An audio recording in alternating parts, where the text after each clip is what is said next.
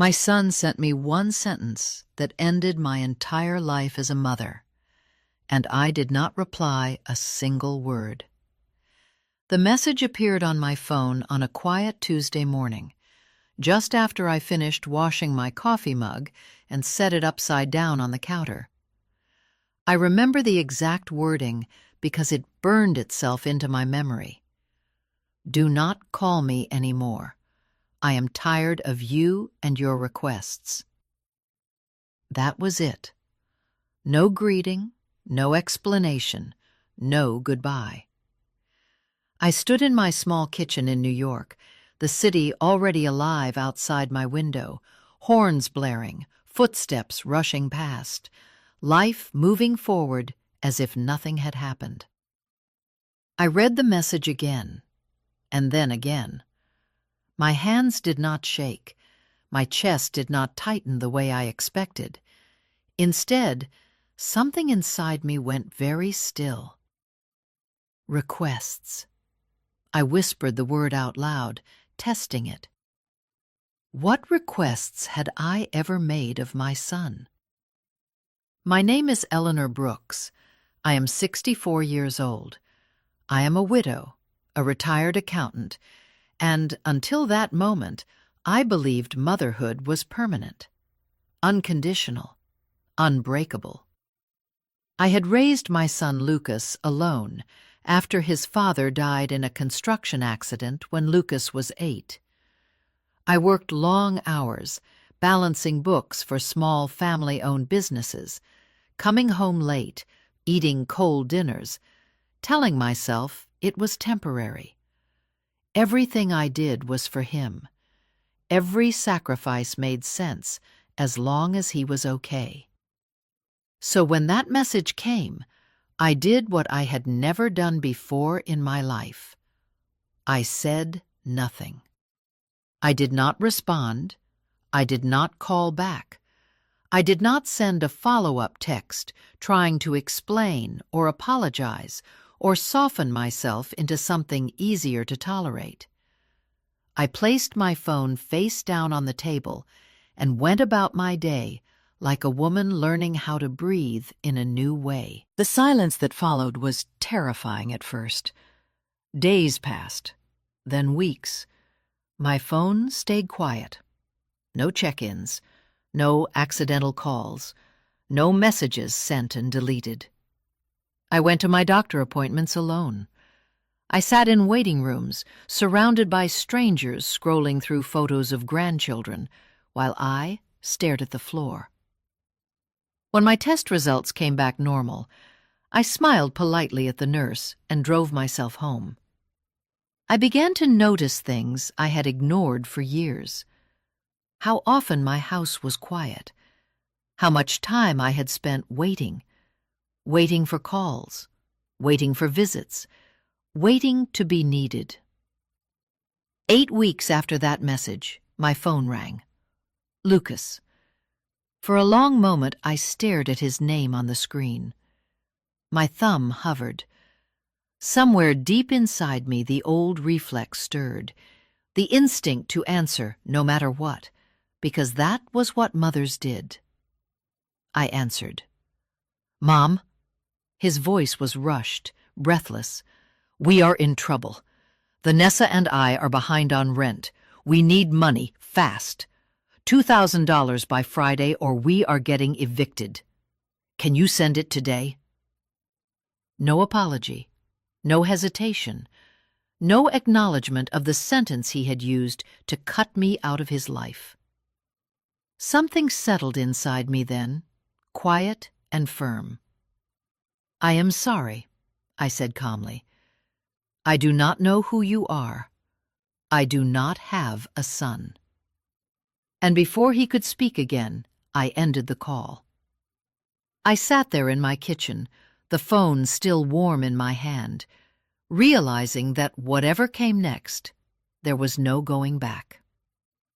Before Lucas became a voice on the phone asking for money, before he became a name that made my stomach tighten, he was a little boy with scraped knees and too many questions.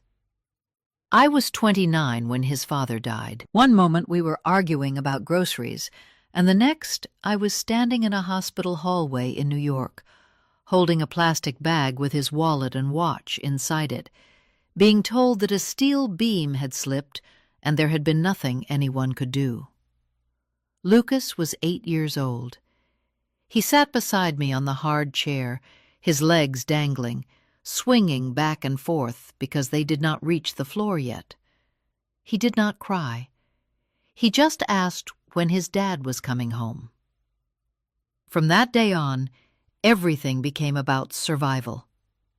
I kept my job as an accountant, working for small, family-owned businesses that paid just enough to keep the lights on.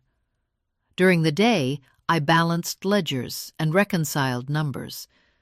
At night, I balanced exhaustion and fear. I learned how to stretch a dollar until it felt thin as paper. I learned how to smile even when my body ached. I learned how to be both parents at once. Lucas never went without. That was my promise to myself. When he needed braces, I took on extra clients. When his school offered a class trip I could not afford, I found a way.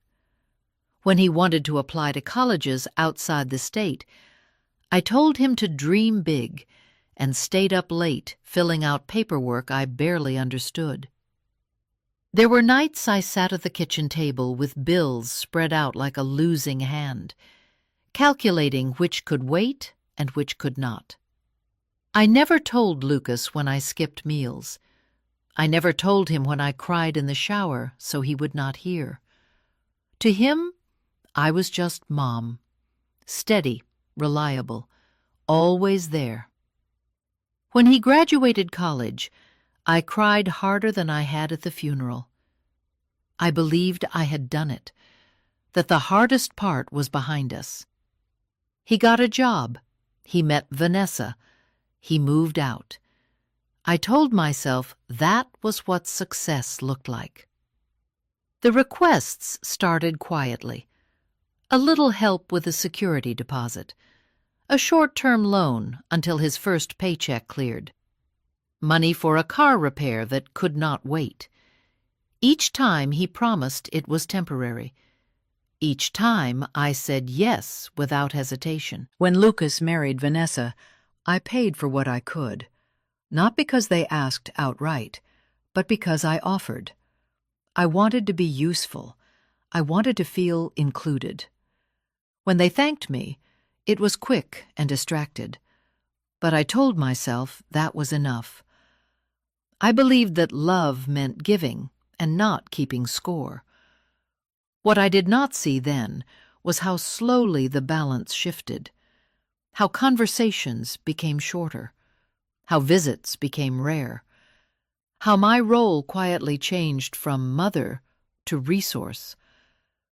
I told myself it was normal, that children grow up, that independence looks like distance, that I should be proud he did not need me anymore. But the truth was simpler and harder. He did not need me as a mother. He needed me as a solution. And I had spent decades teaching him that I would always be one. I did not notice the moment when love began to feel like duty. It did not arrive suddenly.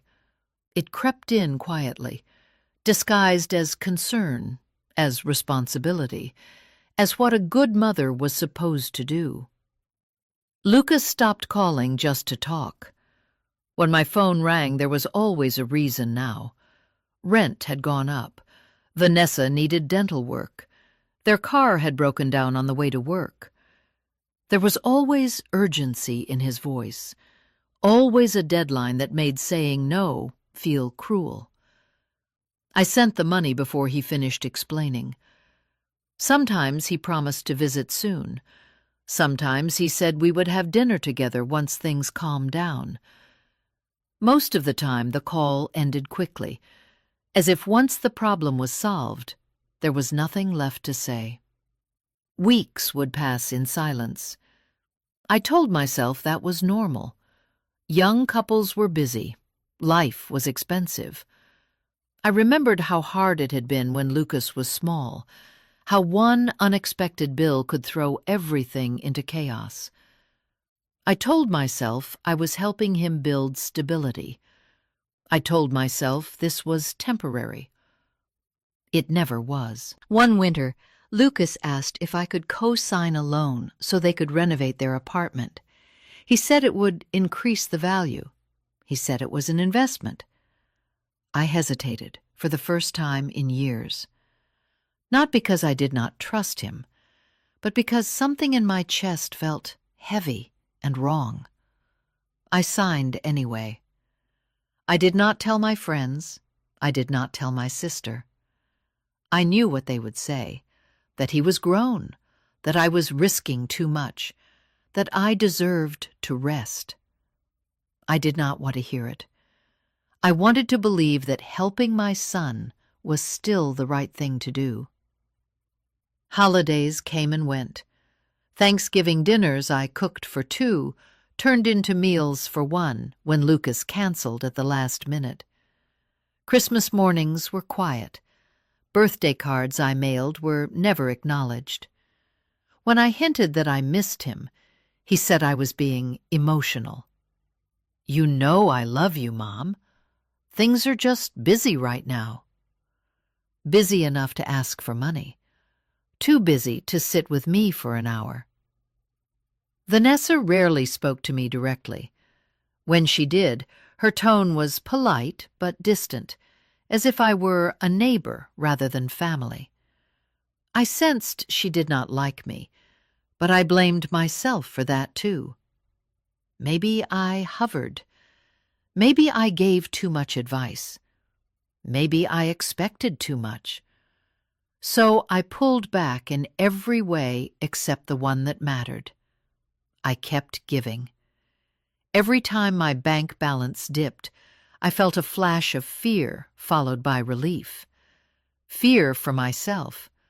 Relief that I had fixed another problem for him, that I was still useful. I did not see that I was teaching him something dangerous, that my love was endless and unconditional, yes, but also limitless, that there would always be more money, more forgiveness, more understanding. By the time the requests became demands, by the time irritation crept into his voice when I asked how he was doing, the pattern was already set. I was no longer his mother in his mind. I was a safety net he had learned to lean on without looking down. And I was the only one who did not realize how close I was to tearing apart. The call that changed everything did not begin as a fight. It was a gray afternoon in early spring, the kind of day where the city feels heavy, clouds pressing low, the air thick with unspoken things. I had just returned from a doctor's appointment, my mind still buzzing with medical words and what-ifs. The tests were routine, the doctor had said, but routine did not feel comforting when you were alone. I sat at my kitchen table and stared at my phone for a long time before dialing. I did not need money. I did not need help. I did not need anything at all. I just wanted to hear my son's voice. Lucas answered on the 3rd ring. I knew immediately that he was annoyed. There was a sharpness in his breathing, as if I had interrupted something important. "Mom, what is it now?" The words stung, but I pushed through them. I told myself not to be sensitive. "I just wanted to talk," I said. "I have not heard from you in a while." "I am in the middle of something," he replied. "Make it quick." I felt small then, smaller than I had felt in years. Still, I tried. "I had some tests done today," I began. "The doctor says everything is probably fine, but I just thought I should tell you." There was a pause. Not concern, not worry, just impatience. "Mom, seriously, I do not have time for this." For this? As if my voice, my fear, my existence were an inconvenience on his schedule. I reminded him softly that I was his mother, that I was not asking for anything, that I only needed a minute. That was when he said it. "Do not call me anymore. I am tired of you and your requests." The sentence landed with a dull finality, like a door slamming shut in a quiet room. Requests. I opened my mouth to speak, to defend myself, to ask what he meant, but the line went dead. He had already hung up.